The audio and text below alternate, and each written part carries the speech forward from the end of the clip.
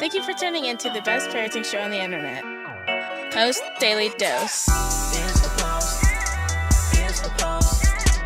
It's the Post. The Post Daily Dose. It's the Post.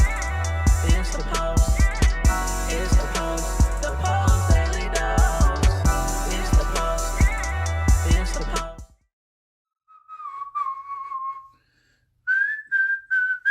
Hey, Facebook family!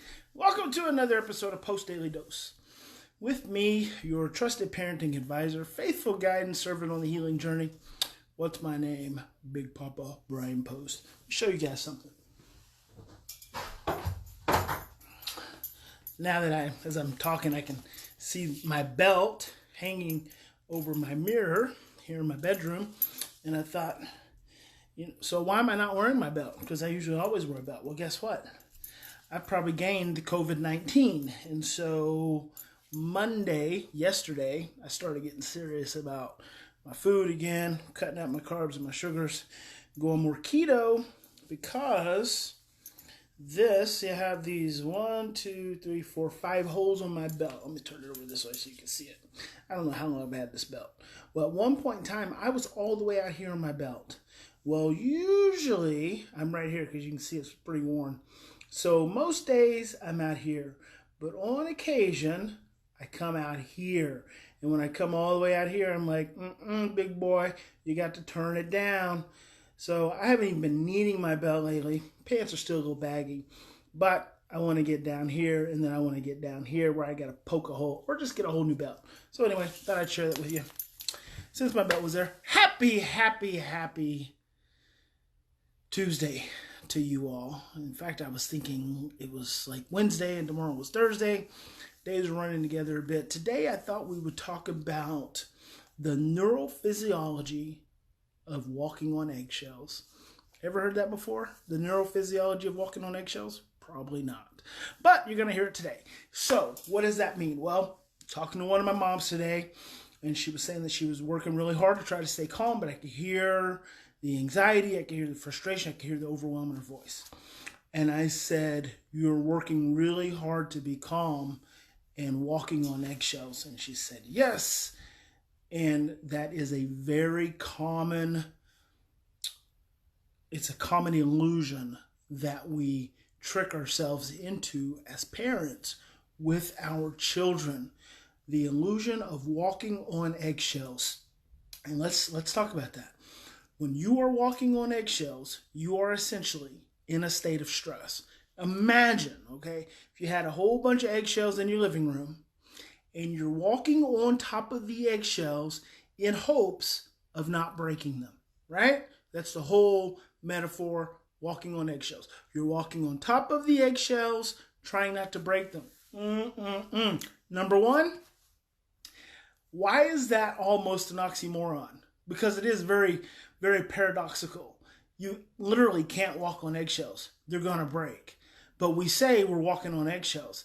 When you're walking on eggshells, you are literally stressed. So the neurophysiology of walking on, thank you there, Amy.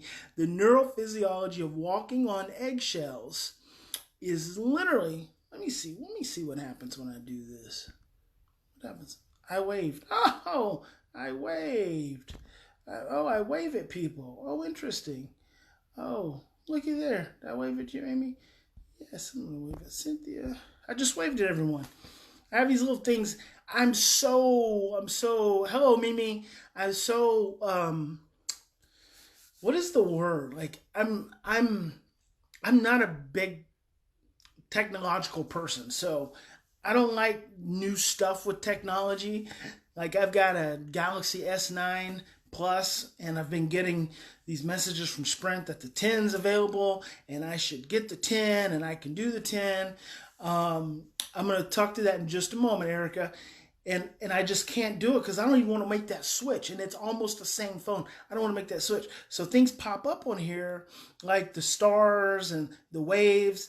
And I never even attempt to try it because, number one, I'm really just not that interested. But number two, it's always interesting. So in response to the neurophysiology of walking on eggshells, which means your amygdala is activated, you're stressed, which means your cellular system has constricted into survival, and now you are emitting a physiology of stress, a physiology of fear, because your cells are sending off a vibration. When you are walking on eggshells, you are stressed. Why are you walking on eggshells? Because your child's stressing you out. Why is your child stressing you out? Because they're stressed out. Now guess what?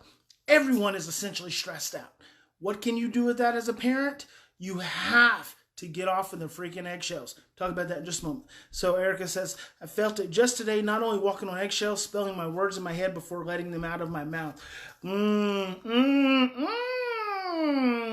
That's good, Erica.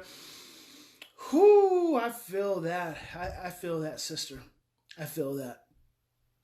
Spelling the words in your head before even letting them out of your mouth. And here's the thing, guys. So what do you do to prevent yourself from walking on eggshells? I'm going to give you 3 things I'm going to give you 5 things you can do. Pulling these down from the universe. Need to download 5 things you can do. Number 1 thing you can do when you are walking on eggshells, tell the person or people who you are walking on eggshells with that you are feeling freaked out. Tell them you are feeling scared. Express your feelings. Tell them you are scared. Tell them you're stressed. Tell them you're feeling overwhelmed. Communicate what it is you're feeling. Make the emotional vibration that's getting communicated, make it conscious and make it known. Why? Because if you don't, they will misperceive your words, they'll misperceive your actions, they'll misperceive your facial expressions wrong, because their amygdala is sensing a threat, looking at you, looking for the threat, and everything you say is going to come across as a threat.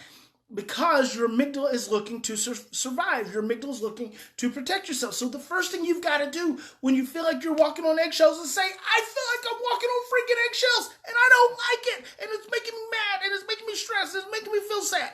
That's the number one thing you got to do. Acknowledge it. Put it out there. You're afraid. You're afraid that the thing that has happened before is going to happen again. So you are reacting from the past, obsessing about the future, or taking yourself out of the present. And if you're not in the present, you're not here. The first thing you got to do is acknowledge what you're feeling.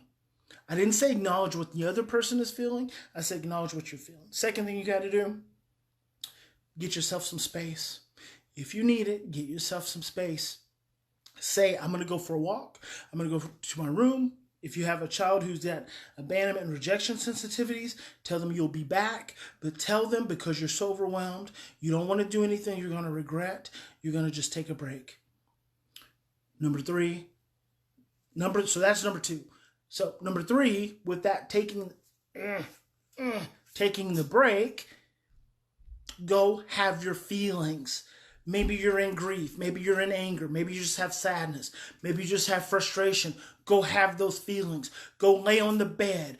Ball up in a little fetal position. Stare in the mirror. Stand in your closet. Lay down on the floor. Whatever you got to do. Bury your head in your pillow. See, now I'm giving you like number 3, A, B, C, D, E, F, G. Bury your head in your pillow. Jump up and down. Whatever you got to do. Honor what you're feeling. Honor what you're feeling internally. What is in here? What is in here? Because that's taking an unconscious experience and making it more conscious. So it's very, very important. Number 4, don't worry about the other person. Don't worry about them. Don't worry about your child. They're not going to kill anyone. No one's going to die. Don't worry about them. Just let them go. If they walk out the door, let them go. If they get in the refrigerator, let them have it. If they turn on the television or the computer, who cares? Take care of yourself. Take care of yourself. Stop obsessing about the other individual. Stop obsessing about the other individual. Number 5 thing to do when you are locked into the paradox of walking on eggshells is breathe.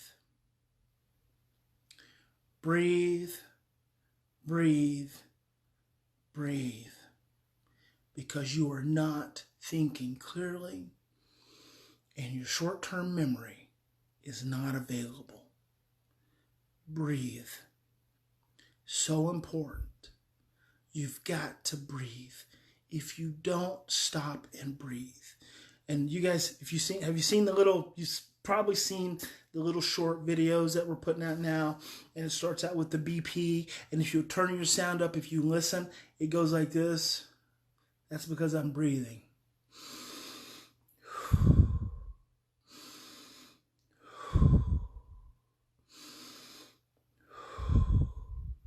3 breaths.